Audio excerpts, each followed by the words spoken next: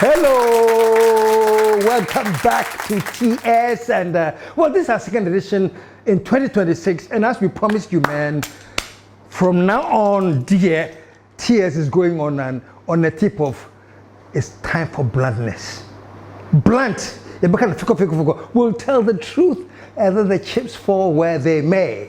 And as we say all the time, folks, truth crashed to earth shall rise again. And I will not be doing my duty if I don't ask you this question. What time is it, man? And your answer, the only answer, is nation time. It's nation time. And folks, trust me, when I say it's nation time, I believe it's nation time. A quick thing before I even talk about what I want to talk about today is this. Charlie, Ghana youth, Charlie, arise, man.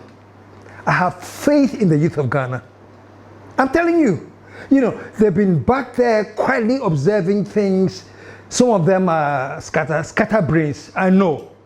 But trust me, there's a bulk of Ghanaian youth that are focused. There's a bulk of Ghanaian youth that are thinking. And there are a bulk of Ghanaian youth that are solidly into building the nation. And trust me, no matter how bad it looks, and people tell me all the time, now when they hear, trust me, the young ones are listening. Recently, I was asked to go and do a welcome address for an agenda that the youth of Ghana has made. The guy is called Stephen Odatefio, and he is the convener.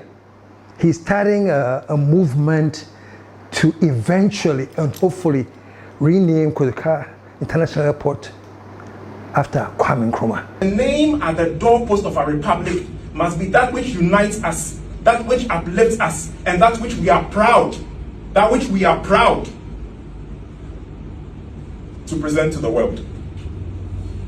And so I cannot and we cannot be proud of the name Kotoka International Airport when he's not associated with any major developmental project in our country. We cannot be proud of the name Kotoka when his coup d'etat created an abyss of political instability for the next 30 years in Ghana's history, allowing countries like South Korea to leapfrog us. We cannot be proud of the name Kotoka when every single airport in this world is either named after the city in which they are located or after an iconic or revolutionary figure. And so we have Jomo Kenyatta Airport, the founding father and the first president of the Republic of Kenya. We have Julius Nyerere Airport, the founding father and the first president of Tanzania. We have Nnamdi Azikiwe Airport, the founding father and the first president of Nigeria. And just next door, Houphouët-Boigny Airport, the founding father and the first president of La Côte d'Ivoire. Where is Dr. Nkrumah, the African of the millennium? A man whose name and whose statue boldly sits at the forecourts of the AU, but in his own country, sits in the shadows of the bushes in our museums. This can't continue. Show him some love, man, Stephen. Stephen, thank you. And he asked me to come and, do the welcome address. Significantly for BBC to do a worldwide survey, and Nkrumah is picked as the man of the millennium, the African leader of the millennium, is very, very significant. And what my son was saying, that it's sad that the country that he comes from chooses to honor the one who overthrew him. And I didn't want to. Do you know why I didn't want to? I said, Charlie, the minute they see me there, KSM delivering the opening address, this is one of KSM's projects. No. I wanted people to know from the beginning that it had nothing to do with me. And for me, the greatest part of it, for me, what gave me the most happiness was that this was coming from the youth of Ghana. Coming from the youth of Ghana, 3 of them, they came to visit me at Cactus Creek to tell me that this is what they're doing. And when I checked their date of birth, they're all around 89 and 88. None of them lived under Kwame Nkrumah. Nkrumah lived and went through his whole thing and died years before they were born. But all I'm saying is this. Even they are reading enough. Their minds are opening enough they are becoming conscientized enough to start saying, we need to rename the airport. Show them some love, man. No, this is what I'm saying, sir. I believe in the youth of Ghana, man. When we say, arise, Ghana youth, for your nation, it is true. I know there are difficulties, youth. I know unemployment is a massive problem. I know all of that. But trust me, don't give up. Instead of raising your hands up in despair, no. Instead, roll your sleeves up in motivation. Say, we're going to fight for what we deserve.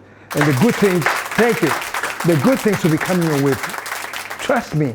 And you say, yeah, Ghana will rise again. And that's why we come here every day and we say, it's nation time. And I'm so glad that the youth is getting into it. It's nation time. Now let me say something. Today, I want to talk about the new breed of looters. You know, when you say looters, you start thinking straight away about the unfortunate 8 years we had when some members of the MPP chose to loot. In Toka looting, but today I'm talking about the new kind of looters. Who am I talking about? Ghana drivers, you transport owners and whatever. You have said looting. You're looting the public, and it's not fair. You know, sometimes it's very easy to blame the politicians. Because actually, why you say that we focus all the attention on the politicians, as if the politicians are our biggest problem in this country. But trust me, the biggest problems we Ghanaians have is us, me and you. We are the ones that are the core of pulling this country down. Yeah, the politicians are doing their share there, and they're happy to be doing it because me and you, we are all part of pulling the country down. So if they have to pull it down some, it's not a problem. But we are all a part of the problem. Today I'm talking to the drivers, and I'm calling you looters. Because what you're doing is not fair. Massa, look, we all in this country, when the city was exchanging at 17 and even higher. We're all in this country when the city depreciated so badly. And so we understood GPRT fuels, they're going to increase their prices. Why? Well, the city has depreciated. Why? Well, fuel has gone up. Why? The city has no value. We understood it. GPRT for minimum Kasano. We understood it. And we actually supported you, sir. In this midst of all this decline of our currency and the upsurge of the dollar, making our city totally useless, dear, yet here, if you want to organize an increment. Ally. Then we all agree and support it. And we did. We did. So shall we go ahead? We understood the situation. But now check it out, man. The government has changed. A new government has come in. And by all imagination, by all, how do you call that word? The strictest terms of judgment, there has been improvement. That's why I say there's something called the Yehushi Academy. We are done because Yehushi. What dream now? First now, because it's CDI, I'm 17. They say 10 crowd put and so look, let's get to the stage where we let the gendarmes understand that don't interfere with nation building. If there's nothing you can contribute to nation building, we're here. Stand aside, step aside, and watch us build this nation. Step aside. You know? So I come to that. Now we have the drivers increments, you know, and because they want to fleece the people, you drivers, to make it easier to loot the people, you have changed your statistics now. Let me go to industry because abro any beye, and because we are so much delighted in milking our own people. So here's a technique. For example, I want to go to Circle. And normally you charge me 10 cities to go to Circle. But now I joined the car in Adenta. By the time I leave Adenta and I get to America House, the car will stop. You break the journey. We have stopped too. And from Adenta to America House, dear, 6 cities. If you want to go to Circle, pay another 6. Because my original plan is to go to Circle, I pay the other 6 and get to Circle. So folks, instead of paying 10 cities for the trip, I end up paying 12. I end up paying 30, 40, 15, upwards. Because you are booking the trips and you are charging per where you stop. Now, Pokwase, the fare is 6 cities. But in the evening time, they take 10 cities. Sometimes you take it like short. They will load from like Circuit to Barrier, 10 cities. After Barrier, you need to take some to Pokwase. There too is somewhere like 3 cities. But actually, some days ago, they was taking like 5 cities from Barrier to Pokwase. So from here to Pokwase, you can pay almost like 50 cities. Before you get to your destination? Yes. This is fleecing. I don't care how you see it. This is called looting. But because you drivers are doing there, and then you have the right hand, GPR to you. Me, my platform is open. I'll give you my producer number. If there's any GPRTU member who can come and justify this ridiculous fleecing of the people, you can call and come. Naiden, folks, naiden. So the problem I'm having is that we Ghanaians have become our own enemy. We do not understand the need to sacrifice. There's this woman just around the corner. If she's watching her luck, I bash it off from her. And now I've noticed some ridiculous increment in the price. And I challenge, I said, well, why? I used to buy this. They say, oh, dollar. I said, don't go there.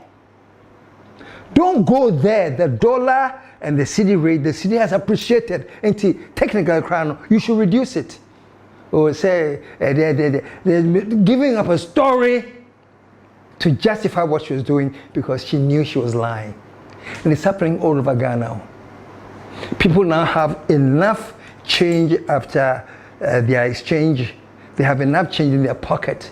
And instead of reducing their prices to fit, some, not all, some of the greedy ones are actually increasing prices, knowing very well that what they're doing is wrong because the price that they bought it is much, much lower. But because before then the prices were high, they keep it at the same price or even go higher. And your friend in say you know it is wrong.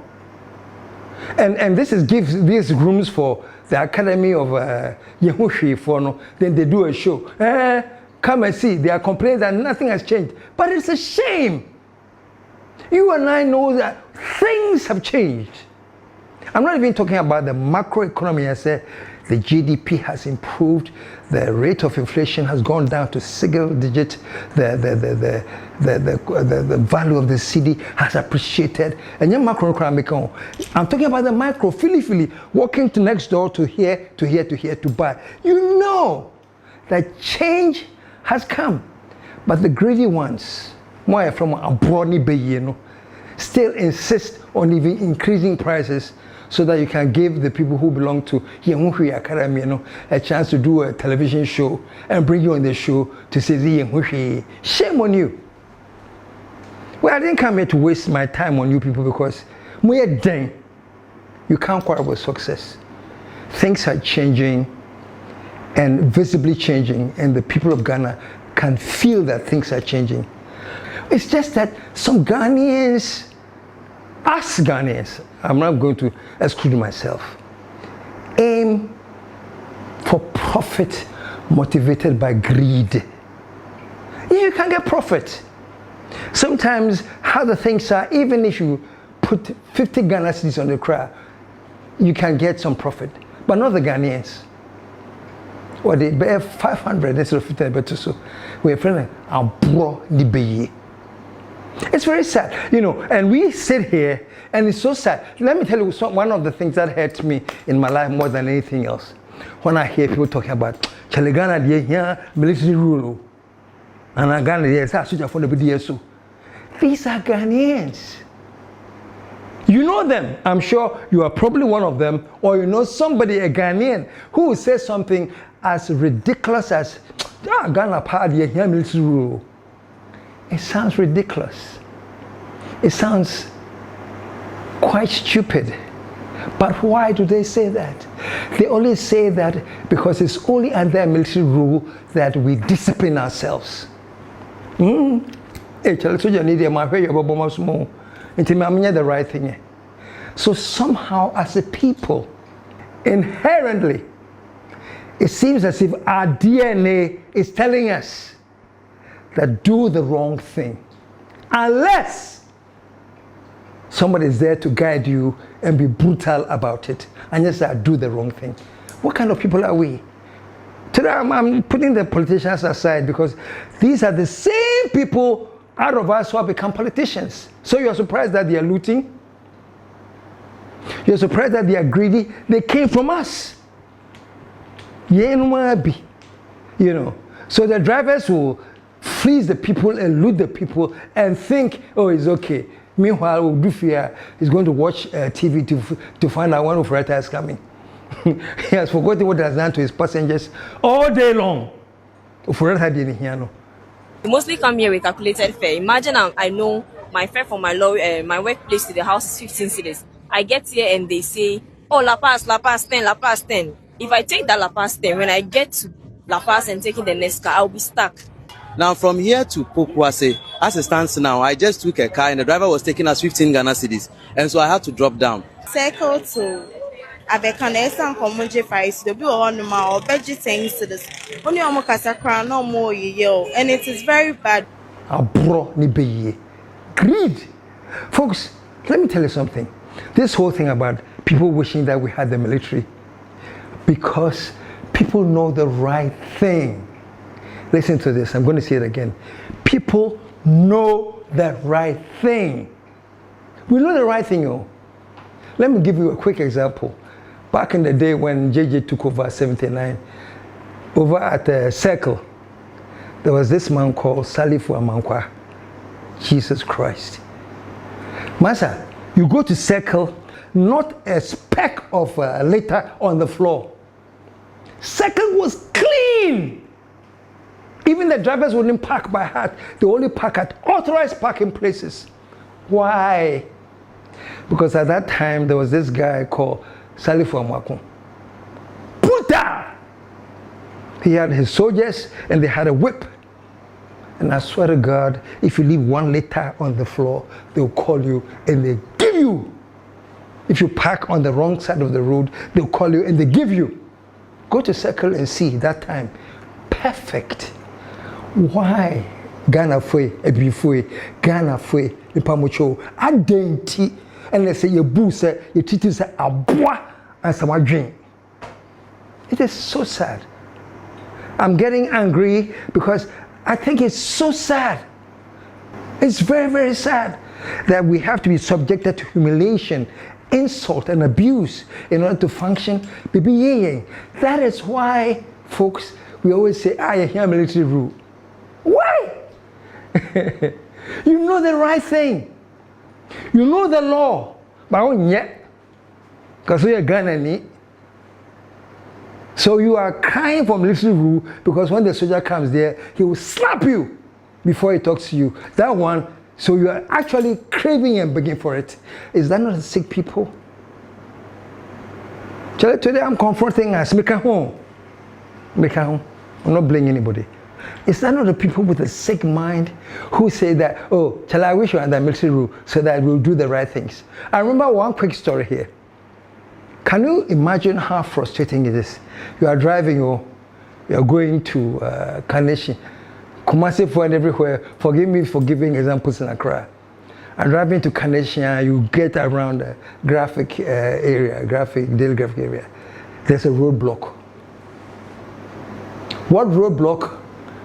Oh, will be here in the outdooring. Who born dog? What the? What the FU dash dash. Somebody is having an adoring for his or her daughter or whatever, so they block the road so that they can put chairs on the road. Free to date. Yeah, one crying. Or yeah, adoring. Yeah, 1 week. Yeah, whatever reason, anybody has a right in Ghana here to get up and block the road and do stupid things. What to be that? A main road? The only time a main road is blocked is when the Department of Roads and Transportation are doing major work, even that they put a notice, road is blocked for this kind of work or something, but not in Ghana. Someone was telling me that recently he went in front of a barber shop, the guy was actually digging his own speed ramp. See, I'm not for too much, they drive too much fast on his barber shop, or yeah, on the speed ramp. What the hell? What the, are we mad? And then when we do this, then we say, oh, we need a military rule. And I can understand, because do you remember those of us who were around in JJ's time? JJ made a law. This law did not go to parliament to be debated by politicians. It didn't go to anywhere. He just spoke nano in a nationwide speech. No, can say, no, from now on, you cannot block the road for any purpose. Is illegal. JJ did not pet and a kind. He spoke with the lips. From that point onwards, that stupid behavior of people blocking roads in Accra because they're having an adoring stopped. And listen to this, so the fact that people appreciated that he has stopped that. The fact that people are now missing him, Charlie, when JJ was there, you couldn't block the roads by heart, means that we know what is right. So what kind of people know what is right, but they need somebody to use brute force to ensure that which is right? They are sick people. Me and you. We should all sit down and think, say, this is sickness. The same thing I told the Yehushi Academy. So if everything is going on, I'm saying just because of politics, drivers who are looting their own people by deciding, say, from here to here, let's break it up into 5 trips instead of 1, so that each trip will cost 5 cities more. So at the end of the day, you have 20 more Ghana cities in your pocket. Muye looters.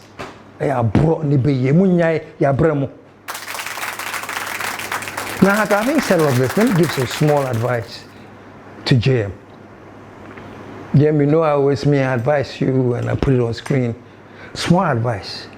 JM, please understand that the overwhelming majority of the people that elected you was a sign. The kind of victory you won was a sign. And what sign was it, JM? It was a sign that Ghanaians were electing you not as a politician, but as a trustee of our destiny. I mean, Kabio, I think the election results that we saw, that overwhelming majority that we gave to JM, there's 1 or 2 messages. One of the most important messages, JM, is that the Ghanaians were telling you that we are giving you our vote. We are electing you not as a politician, no. We are electing you as a trustee of destiny. Let me give you the 2 differences between a politician and a trustee of destiny. A politician, they about 4 years or whatever term, about to make sure that I can do things so that my party will come back. It's all about the party, power. No.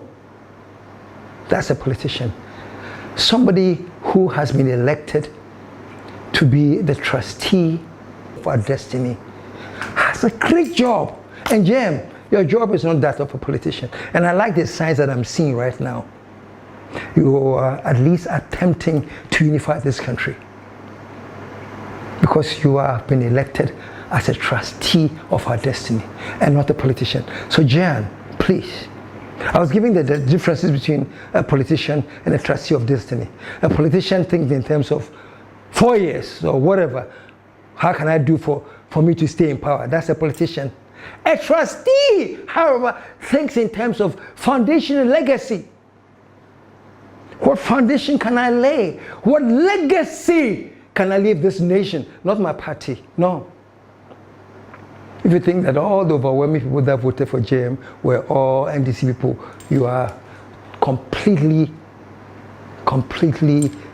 do you call it, out of your mind. There were NP people voting that, C people voting that to give JM that overwhelming people. That's why I'm saying he was elected as a trustee of our destiny and not a politician. JM, my dear younger brother, we are younger brother. My dear younger brother, you have been elected as a trustee of destiny, not as a politician. And I'm going to be ending very soon. The duty of a trustee of destiny is not to come and repair.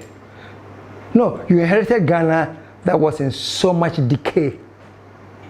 You inherited Ghana that was in so much decadence.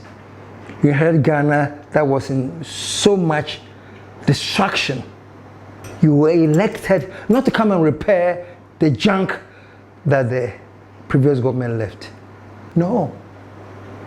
JM, Your Excellency, John Dramani Mahama, you were elected to come and restore a republic. Mika Biwana, thank you. I say you are not elected as a politician. You came in as a trustee of destiny.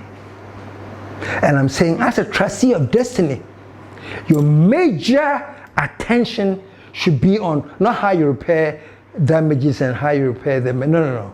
It is about how do you restore a republic.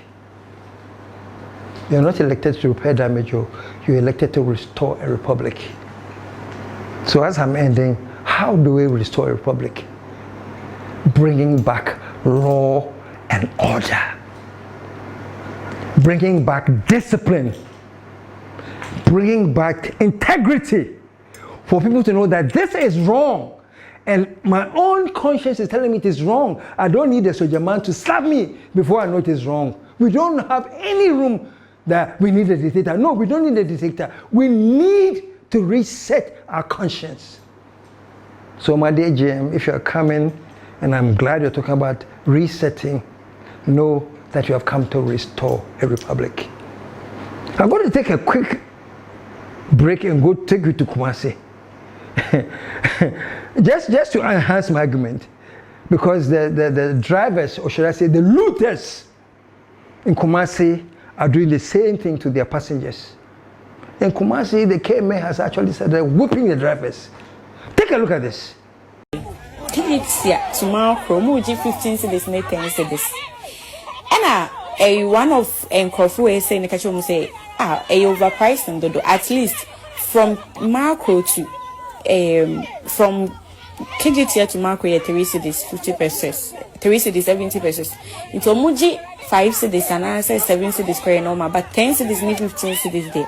I know then, so we walk chronoman, and I say, so the first one was our first chronoman, and Franco, and I say, Nekabibri, or Momoko, a bonhoni, then I said, the enca. And I just say, I don't know, so me, wow, we name star uniform with one white. We name so me came for so me MTT different so.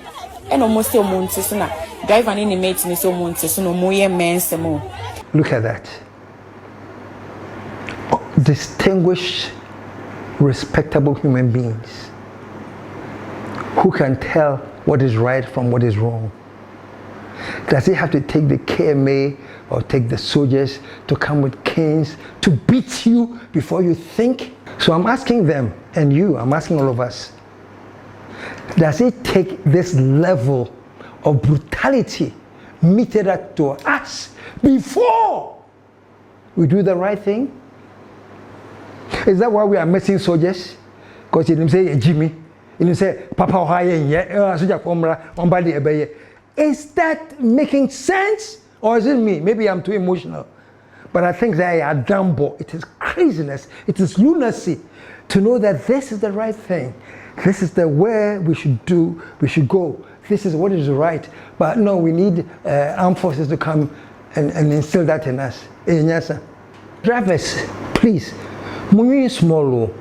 Think about them. These are your own blood, your own people. You know, and honestly, if somebody can just say, oh, they will avoid it, but they can't. Upon 7, they have to get home. They'll probably get home until 10 p.m. And he has no choice but to wait. And that is what you're taking advantage of. There were many other cars on the road charging reasonable prices. Listen to this guy, then I'll come back and explain something. Listen to this poor passenger. Listen to him. Charlie, I've been standing at Accra, at Abraka, for almost 2 hours. I just came here. The situation here, dear Charlie, what's the situation? What's the challenge? Also, from Domi to work, from work to Domi, I spend like 40 cedis a day. The jobs everywhere they do, no, I'm not sure that they get much. And they get like 60 cedis a day. That one, if it be tip, where they tip from my boss. You go get car, like I go come the roadside by 5 before I go reach house, not 10. Okay. So we are also told that in the evening they increase the transport fare. Is that the case? It be so then they do for a year. It be so. If you come from home at morning, it be 7 cedis from Domi. But they go home from Accra to Achimota station, be 10 cedis. All station to Domi, it be 5 cedis. So that one be say 15 cedis, difference 8 cedis. It be Kalabule. I swear, it be Kalabule. Well, I'd like to thank TV3 for that clip. But did you hear what he was saying? So sad. What choice does he have?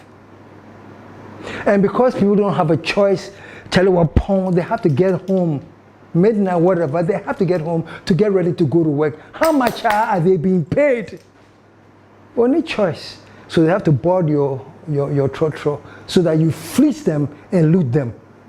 God is watching you. Look at a very terrible situation like this. Look at this woman with the baby on her back having to board this articulated track. The only reason is because she can't do the stops and paid stop, so she has to find something that will take her in one way. Look at what is happening. Can you imagine? All because of the greed of drivers. And we shouldn't call them looters. Look at this. And can you imagine, there are no seats in this thing. They're going to start all the way through to their final destination because there are no seats in this thing. They are standing and they have paid. But of course, it's lesser than what would have cost them if they were going to do the bit by bit. So look at this. So in conclusion, let me come back to my dear JM. My boss, we have elected you not to repair this damage in Iwahwaro. You are here to restore a republic. And Ghanaians, a republic that has been restored is a public that is disciplined. It's a public that has respect for law and order. If the drivers are choosing to be foolish and act on their own, no. There must be a law that from now on, whatever is the law, whatever is the policy, stays there from here to there. This is what we charge. And no one can out of their own free will go against it and be free. I think the government should regularize the prices. As the unions are there, most of these drivers actually do not have any union. And so what they do is that they tend to take these exorbitant prices. No. And I say Ghana. And what is spoiling Ghana more? And say we have all decided say it's only the politicians who do that. No. These drivers driving up and down, fleecing people, looting them. Have they done politics? No. They go home quickly to go and catch the news. Say Ache for a tire. Now what fleece will be all day, and then when you home, say you're looter. Folks, me thank you no ba. Me thank you no ba. So I think in the interest of peace, let me end here, and let me plead with all Ghanaians. Every day I say this, so I would have gone on my knees, but my knees, when you get to my age, you don't go on your knees, but I had to. I just such a foba. Only 2 children say kutu. That's just a joke, but I can't go on my knees. Otherwise, I'd have been going on my knees. But actually, for accounts, we have something. Say Minsa da Misayem. Minsa Eda Misayem. Me Paucho. Ghanaians, I'm begging you. Let us raise our conscience. Not raise the crowd. We know what is right and we know what is wrong. Let us not say we are waiting for a military dictator to come so that we do what is right. So my final words, JM, this is the things you have to think about in your bid to restore a republic. And some other shows coming maybe next week. I'll be talking about what all of us have a role to play in restoring this republic. All of us have a role to play in making Ghana rise again. You, I, everybody, the drivers, the mates, the whoever, we have a role to play. It's not only government, it's not only politicians. When we start taking charge and owning Ghana as our own and doing the right thing, things will change. In the meantime, in between time, folks, I say the youth, I see something is happening. I may not live to see it, but whether or not I live to see it, change is coming. The youth is rising, and very soon the whole world will see that Ghana has risen again.